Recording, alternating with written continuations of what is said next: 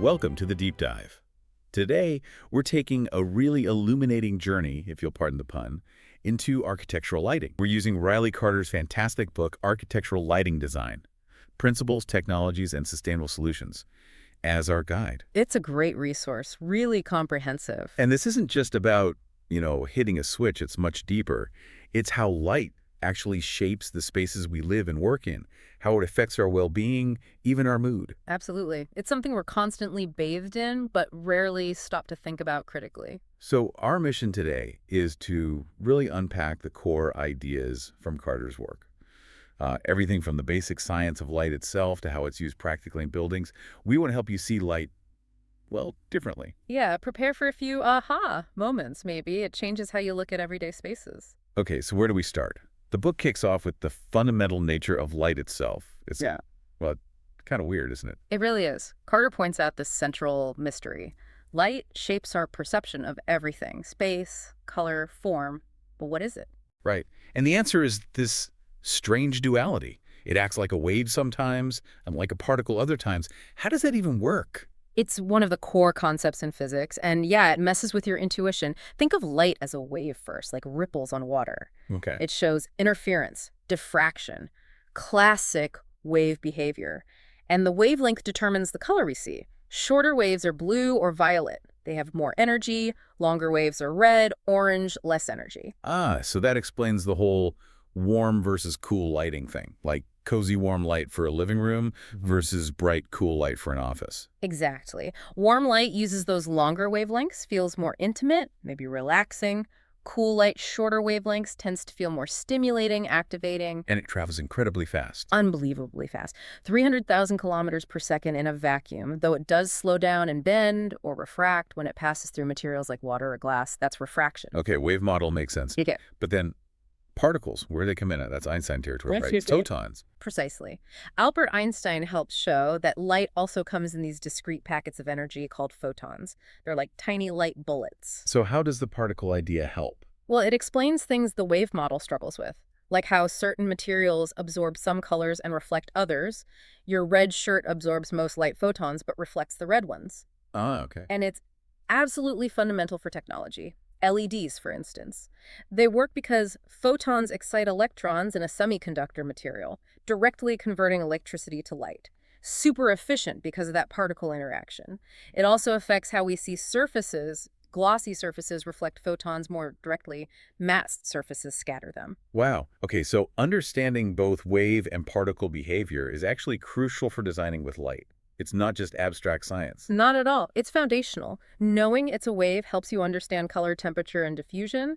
Knowing it's a particle helps you understand efficiency, reflection, and how light interacts right down at the material level. It lets designers actually control it. That's fascinating. So, okay, we have this fundamental understanding. How have we humans actually tried to make light over the centuries? Carter traces this evolution, right? Yeah, it's quite a journey. Started with the obvious. Fire, candles, oil lamps, combustion. Basic but limited. Dim, smoky, needed constant attention. Definitely limited. Then came a big leap, gas lighting in the 18th and 19th century. The book calls that a revolution. Suddenly, streets could be lit, buildings could be brighter, activities could extend into the night. Huge impact on cities. Massive impact, but it wasn't perfect. Generated a lot of heat, affected air quality, and, well, gas leaks were a real danger. Safety was a concern. Which set the stage for the next big thing, the incandescent bulb, Edison. Right, and Carter emphasizes it wasn't just the bulb, it was Edison's whole system generation, distribution that made it work on a large scale. And that gave designers so much more control, didn't it? Cleaner, safer, you could put bulbs in all sorts of fixtures. Totally. Flexibility was key. And that warm glow became the standard. Plus, you could dim them. That was really the birth of mood lighting as we know it. But super inefficient, right? Lost most energy as heat. Exactly. Like tiny, inefficient heaters that happen to produce light. So the search continued. Leading to fluorescent tubes and HID lamps, high-intensity discharge? Yeah, these were much more efficient, much brighter. They really enabled those huge, uniformly lit spaces like big offices, factories, warehouses. Though they had their own issues. Sometimes the light felt harsh, or you'd get that annoying flicker. True. Which brings us to the current revolution. LEDs. Light-emitting diodes. Carter calls them a game changer, and they really are. Why are they so different? Fundamentally different mechanism. It's solid state.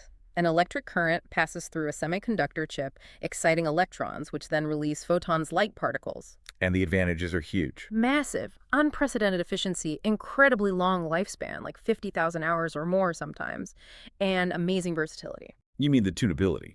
Being able to adjust the color temperature and intensity. Exactly. You can dial in almost any color of white light, from very warm to very cool, and dim it smoothly. This precision is revolutionary. And that ties into what Carter calls human-centric lighting. Yeah. Right? Using light to support our biology. Precisely. Because LEDs can be controlled so finely, we can actually mimic the natural cycle of daylight indoors, cooler, brighter light during the day to help alertness, warmer, dimmer light in the evening to help wind down. It connects directly to our well-being. Plus, the color rendering has gotten so much better, CRI. Color rendering index, yeah. How accurately a light source shows true colors compared to sunlight. Early LEDs weren't great, but modern ones can have very high CRI, over 90 typically. Which is crucial for things like retail or art galleries. Anywhere, color accuracy matters. Absolutely. So the evolution isn't just about making light. It's about making better light, more controllable light, more human-focused light. Okay, so we have the light source. Now, what happens when that light actually hits things in a room? Carter emphasizes that light isn't passive. No, it's an active participant. It interacts with every surface, and that interaction fundamentally shapes how we perceive the space. Its depth, texture, color, everything. So let's break that down. Reflection is a big one. Huge. You've got direct reflection, like from a mirror or polished chrome, very efficient, but can cause glare. Right. Then diffuse reflection off matte surfaces like plaster or flat paint. The light scatters in all directions, giving a soft, even illumination. Less efficient maybe, but much more comfortable visually. On something in between, semi-gloss. Yep, mixed reflection, a bit of both.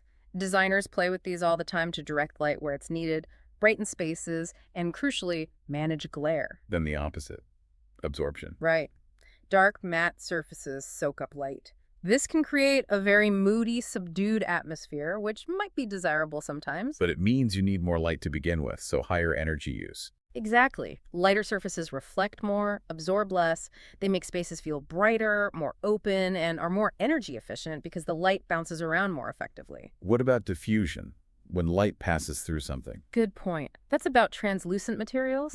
Think frosted glass, lampshades made of fabric, certain plastics. They scatter the light as it passes through. Softening shadows, reducing harshness. Precisely. Creates visual comfort. Really important in places like offices or hospitals where you want even gentle light without sharp contrasts. And Carter makes a distinction between translucent and transparent. Right. Yes. Transparent materials, like clear glass, let light pass through with minimal scattering. You see clearly through them, maximizing daylight in views. But translucent materials scatter the light so you get illumination, but not clear visibility. Good for privacy. Exactly. Think bathroom windows or office partitions. And then opaque materials, of course, block light completely, defining solid boundaries. It's interesting how different types of materials interact so differently. Yeah. Metals versus wood, for instance. Totally. Metals are often highly reflective, efficient, again, risk of glare. Wood tends to absorb light softly, giving warmth. Concrete or stone often have a subtle, diffuse quality. Fabrics can scatter or absorb depending on the weave and color, really softening a space. So the designer is constantly orchestrating this dance between light and material. Constantly. They're balancing the function. Do you need task lighting or ambient light? With energy efficiency and the desired aesthetic, how do you want the space to feel? It's all about shaping perception using these interactions. And to do that effectively, you can't just guess. You need to measure light. Why is measurement so critical? Because bright enough is subjective, right? Measurement gives us objective data for consistency, precision, safety, and comfort. It helps avoid spaces being dangerously underlit or uncomfortably overlit, which wastes energy and can affect mood and productivity. You need numbers. Okay, so Carter gets into the science of measuring light. Radiometry versus photometry. What's the difference? Okay, so radiometry is a pure physics measurement. It measures all electromagnetic radiation, visible light, yes, but also UV, infrared, the whole spectrum. Units are like watts for power, radiant flux, or watts per square meter for intensity on a surface, irradiance. Useful for things like calculating heat gain from sunlight. Exactly. Energy efficiency calculations, material interactions with non-visible radiation. but it doesn't tell you how bright something looks to a person. That's where photometry comes in. Right. Photometry is tailored to human vision. It only measures the part of the spectrum we can see, and it weights the measurement based on how sensitive our eyes are to different colors. So the units are different. Lumens, lux. Correct. Luminous flux is the total amount of visible light measured in lumens. That's what you see on light bulb packages. Okay. Luminous intensity is the light in a specific direction, measured in candelas, think spotlight intensity. Illuminance is the amount of light falling on a surface, measured in lux, really important for task lighting. Like how many lux you need on a desk. Precisely. And finally, luminance is the perceived brightness of a surface itself, looking back at you, measured in candelas per square meter. This is key for understanding and controlling glare. So designers need both. Radiometry for energy, photometry for vision. They absolutely do. They use radiometric data maybe for window specifications, understanding solar heat. Then they use photometric data and software to simulate and verify illuminance levels, luminance contrast, making sure the visual environment works for people. Carter gives some practical examples of lux levels. What are some typical targets? Yeah, they vary hugely. For general office work, maybe 300 to 500 lux on the task area. Retail often goes higher, 750 or even 1,000 lux to make products pop. Yeah. Homes are usually lower, maybe 100 to 300 lux for a more relaxed feel. Museums are very careful, maybe 50 to 200 lux to protect sensitive artifacts. And then really high for critical tasks. Oh, yeah. Hospital operating rooms might need 1,000, even 2,000 lux or more for extreme precision. It's about matching the light level to the need, ensuring visibility without being wasteful. Beyond just the amount of light, there's the color of the light, color temperature, CCT, measured in Kelvin. Yes, Kelvin, K. And this has a huge psychological and functional impact. Warm light, sort of yellowish orange, is typically 2,700 K to 3,000 K. Cozy, relaxing. Like firelight or sunset. Exactly. It tends to promote relaxation, might even help melatonin production for sleep. Good for homes, restaurants, hotels. Then neutral white. Around 3,500 K to 4,500 K. More balanced, good for focus and alertness. Very common in offices, schools, retail. And cool light, bluish. 5,000 K and up. This mimics bright daylight. It's stimulating, enhances alertness and perception of detail. Often used in hospitals, labs, industrial settings. But you probably don't want intense cool light late at night, as it can suppress melatonin and disrupt sleep patterns. Right, that connection to our internal clocks. And what about how accurately colors look under a light source? We mentioned CRI before. Color rendering index, yes. Scale of 0 to 100, where 100 is perfect color rendering like natural daylight. A high CRI, say 80 plus air, is generally good. But for critical applications like art or retail, you really want 90 or even 95 plus air. And Carter mentions a newer metric, TM3020. Yeah, TM30 is more sophisticated. It doesn't just give one number. It uses 99 color samples instead of CRI's 8 and gives you two main metrics. R for fidelity, similar to CRI, how accurate colors are, and RG for gamut, the range or saturation of colors. So more nuanced. Much more nuanced. It tells you not just if colors are accurate, but how they might shift. Are they becoming more saturated, less saturated? It gives designers finer control over the visual appearance. And all these measurements need tools. What kind of equipment are we talking about? There's a whole toolkit. Basic handheld lux meters measure illuminance on site. Luminance meters measure surface brightness, often looking like a camera.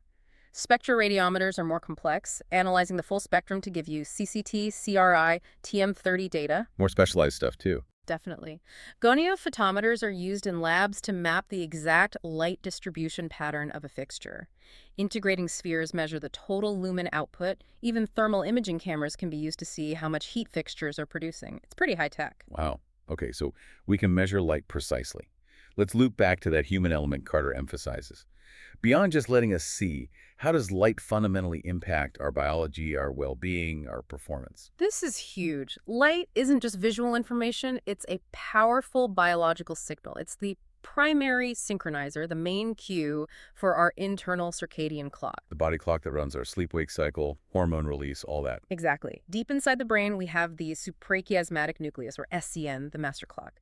And our eyes have specialized cells, not for vision, but specifically to detect light levels, particularly blue-enriched light around 460, 480 nanometers. These are called intrinsically photosensitive retinal ganglion cells, or IPRGCs. So our eyes are doing double duty, seeing and telling our brain what time it is. Pretty much. And this has direct effects. Bright light, especially cool blue-rich light, suppresses the production of melatonin, the sleep hormone. Makes us feel awake. Right. It also tends to boost cortisol, the alertness hormone.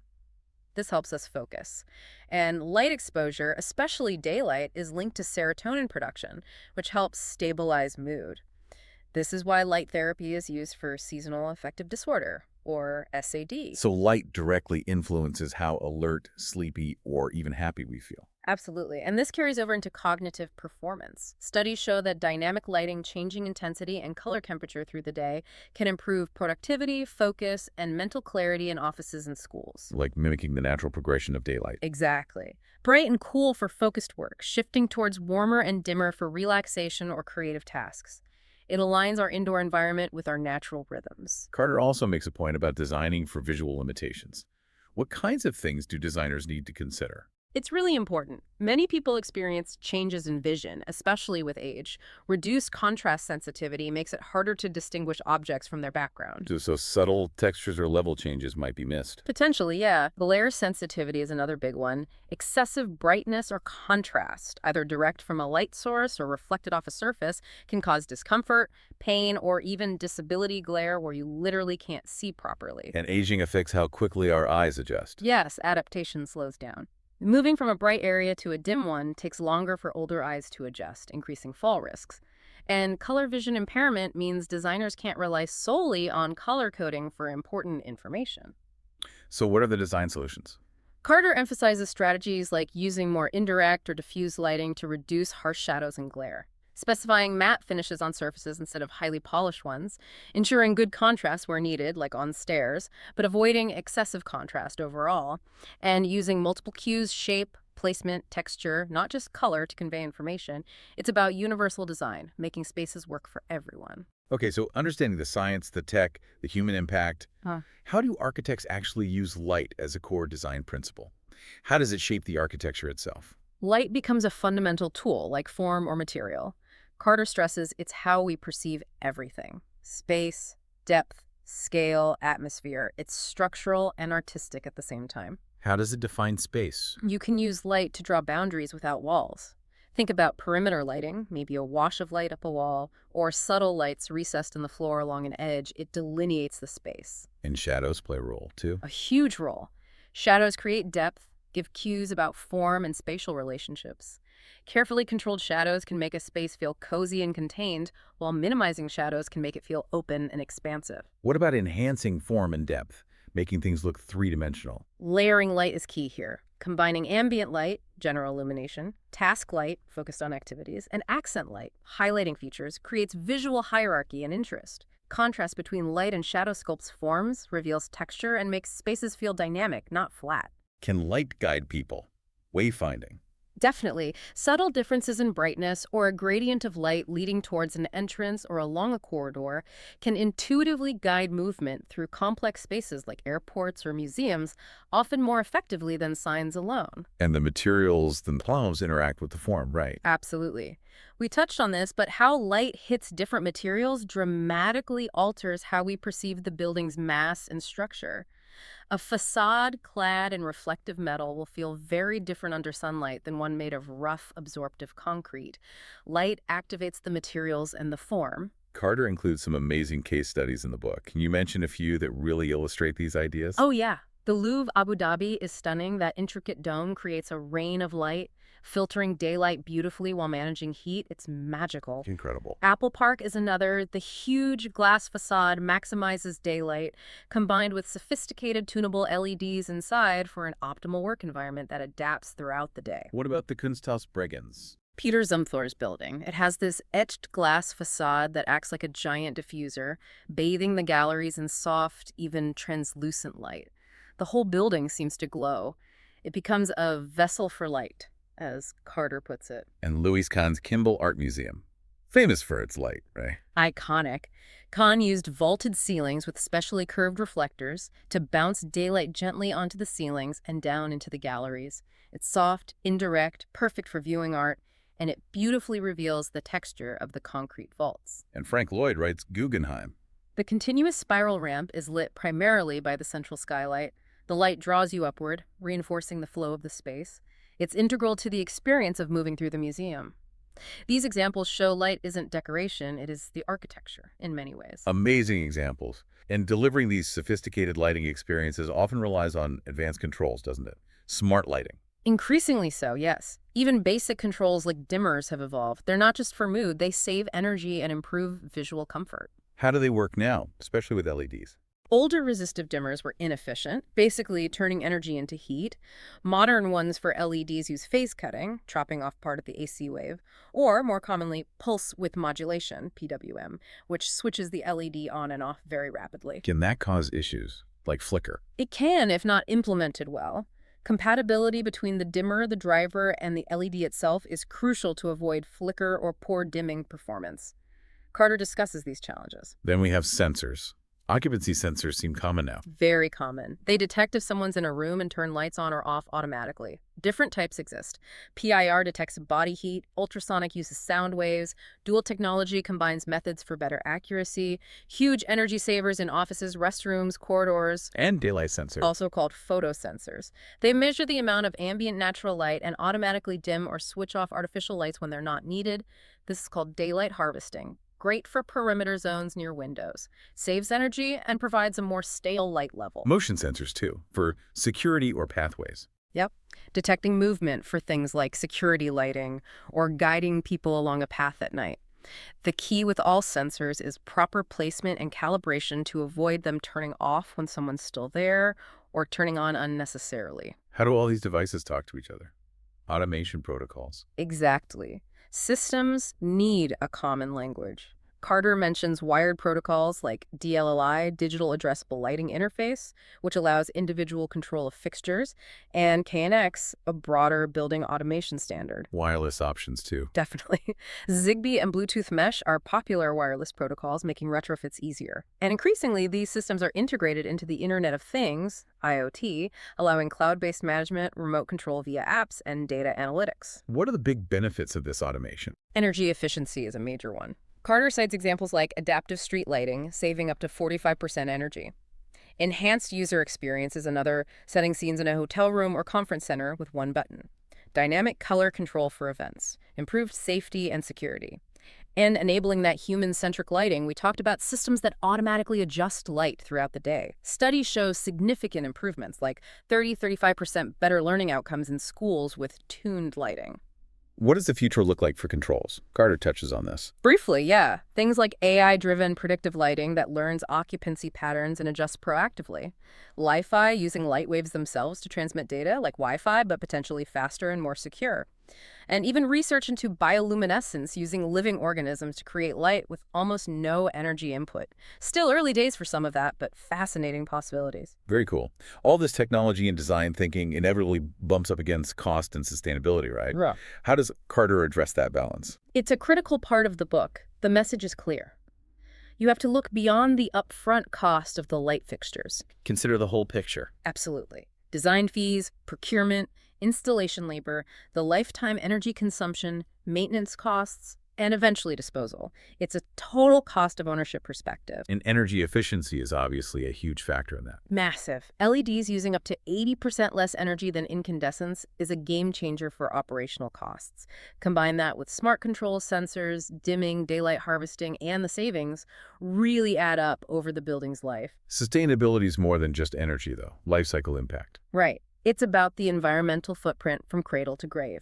Manufacturing materials, energy used in production, transport, operational energy, and end of life. So LEDs win there too, longer life. Significantly, incandescents burn out quickly, creating lots of waste. Fluorescents contain mercury, which is hazardous. LEDs lasting 50,000 hours or more means far less replacement, less manufacturing demand, less waste going to landfill. Are there regulations pushing this? Yes, Carter highlights standards like SHRA 90.1, energy standards for buildings, voluntary programs like LEED, Leadership in Energy and Environmental Design, and Energy Star, and regulations like RoHS, Restriction of Hazardous Substances, which limits toxic materials like mercury and lead in electronics, including lighting. These all drive more sustainable design choices. What's the future direction for sustainable lighting? The push is towards net zero energy buildings, where buildings produce as much energy as they consume, often using on-site renewables like solar. So integrating lighting efficiently with solar power is key.